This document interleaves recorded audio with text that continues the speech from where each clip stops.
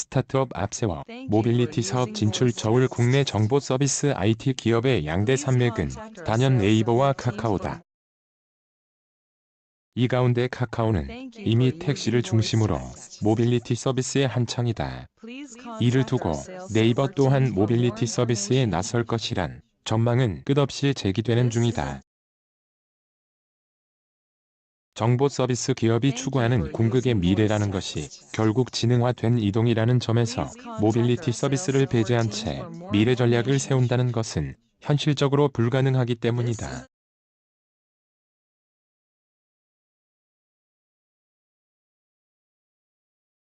구글이 그렇고 애플은 나아가 이동수단 제조까지 염두에 두고 있다. 우버와 그래, 디디 추신과 같은 모빌리티 호출 연결 기업도 결국은 종합 이동 서비스로 나아가되 필요할 경우 이동수단의 위탁 생산마저 결코 배제하지 않는다.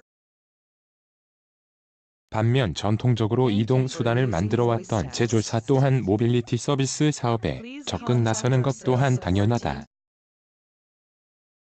지금까지는 직접 만든 제조물을 판매해 수익을 추구했지만 앞으로는 판매뿐 아니라 이용 단계에서도 수익을 만들어야 생존이 가능해서다.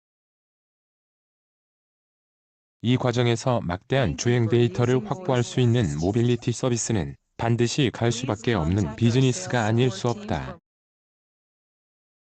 GM이 미국 내 우버의 경쟁사 리프트에 막대한 투자를 단행한 것도 현대차가 우버 지분을 취득한 것도 같은 목적이다.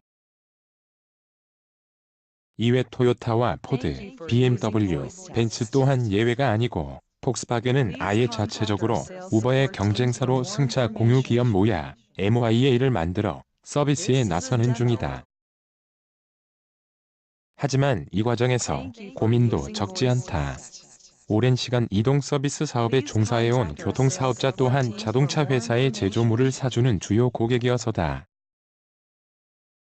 여러 단어로 포장됐지만 현대차를 포함한 기존 자동차 제조사가 한결같이 내건 스마트 모빌리티 기업 전환은 한마디로 대중교통 사업이다. 현대차가 버스 운송업을 하고 택시를 운영하며 초단기 렌탈 카쉐어링까지 직접 만든 이동수단으로 사람 또는 화물을 이동시켜주는 사업이 바로 스마트 모빌리티다. 그러니 필연적으로 기존 교통사업자와 충돌은 불가피하다는 얘기다. 기존 교통사업자도 자동차 회사의 고객 주행 데이터 확보 위한 모빌리티 서비스도 필요. 그런데 교통사업자뿐 아니라 자동차 회사 입장에선 개인 또는 렌탈 사업자 등도 모두 고객이다. 카풀에 나서는 자가용 이용자도 고객이고 택시 사업자도 제품을 사주는 그룹이다. 또한 이동수단의 주행거리를 늘려주는 택시 호출 중개업도 고마운 존재다. 따라서 현대차 그룹이 국내에서 직접 모빌리티 사업에 진출하는 것은 조심스러울 수밖에 없다. 그룹의 청사진은 스마트 모빌리티, 즉 교통사업을 지향하지만 이를 위해 내딛어야 할 길은 한마디로 가시밭이다. 택시 운송업에 참여하면 기존 택시 사업자가 반발하고 버스 운송업도 마찬가지다. 이미 과거 렌탈 사업 참여에 나섰다가 전국 렌탈 사업자들의 반발에 부딪힌 경험이 있고 카풀 기업 럭시에 투자했다가 택시 반발로 지분을 카카오 모빌리티에 넘겨주기도 했다. 교통과 관련된 그 어떤 사업을 검토해도 논란이 없을 수 없다. 게다가 교통사업 진출은 골목 상권 침해 논란을 불러일으킬 것이 뻔하다. 하지만 미래를 위한 사업 전환을 선언한 마당에 현대차에게 교통사업은 결코 포기할 수 없는 비즈니스다. 그래서 선택한 방법이 우회 진출이다.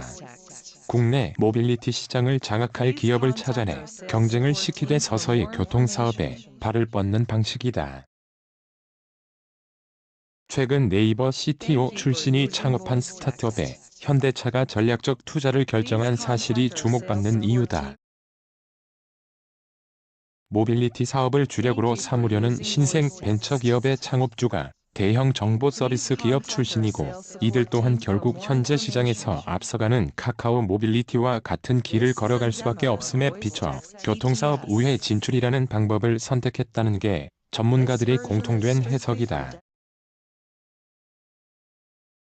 스타트업이 택시, 버스, 퍼스널 모빌리티 등을 연계한 모빌리티 서비스 사업에 적극 참여해 시장 장악력을 높여갈수록 지분을 보유한 현대차의 교통사업 진출은 우회적으로 완성된다는 작전이다. 카카오 모빌리티처럼 카풀 택시 갈등을 겪을 이유도 없다.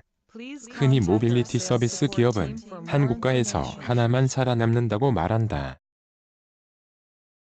미국이나 중국처럼 규모가 큰 곳은 2에서 3곳이 경쟁할 수 있지만 한국처럼 작은 시장은 최후에 살아남는 모빌리티 플랫폼 기업이 시장을 독점한다는 게 정설처럼 통한다. 하지만 생존하려면 국내와 해외의 연계가 중요하다는 점도 언급된다.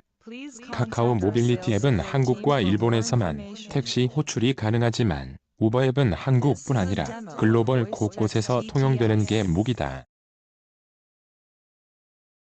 따라서 이미 우버에 지분 투자를 해둔 현대차로선 국내 과제 해결을 위해 카카오 모빌리티의 대항마가 될 만한 스타트업, 특히 네이버 출신의 창업자를 선택함으로써 국내에서 스마트하게 스마트 모빌리티 사업에 진출하는 그림이다. 물론 현대차의 청사진처럼 상황이 전개될지 아직은 알 수 없다. 하지만 우회 경로를 선택하면 기존 교통사업자의 반발은 피해갈 수 있다.